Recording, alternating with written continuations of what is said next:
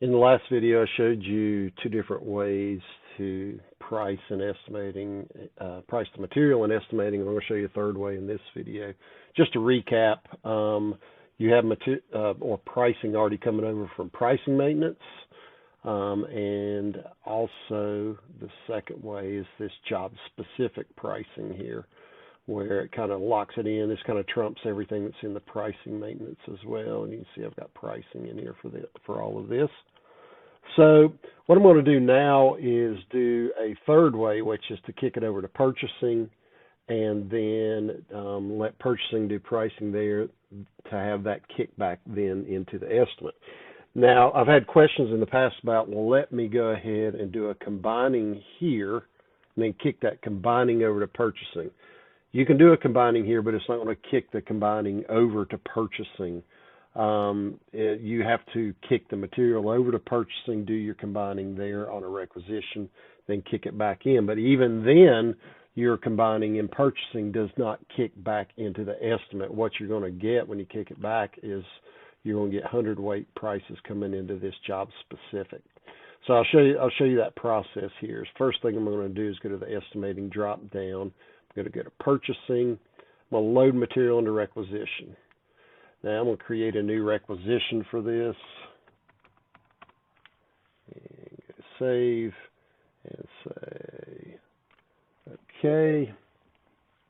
Now I'm going to filter out. I'm not going to send over bolts. Let's send over flat bar, plate, and wide flange. Go import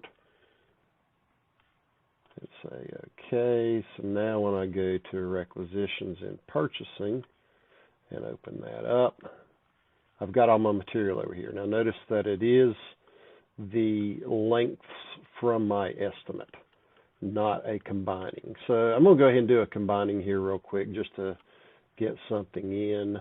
And let's go molten nest, let us do its thing. That way I can just get it in combined links, but I'm going to show you that this does not kick back over to estimating, just as so you will know.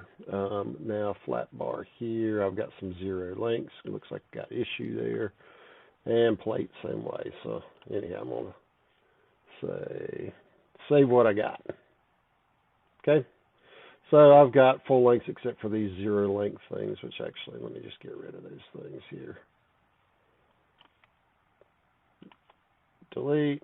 All right, so I've got some combined lengths in here now. So what I'm going to do then, I'm going to just to get something in here, I'm going to global edit everything. What I would normally suggest doing is exporting this out to Excel, getting individual pricing on everything, and then importing it back in. I have another video on that on my YouTube channel. But just for this example, I'm going to global edit everything and put $85 hundredweight on everything, so we can see that kick back over. All right, so I've got $85 hundredweight on everything. Now, if you remember back in my estimate, just to show you in job-specific pricing maintenance, notice I've got $90 on all my beams, all my plate, 69, flat bar is 75.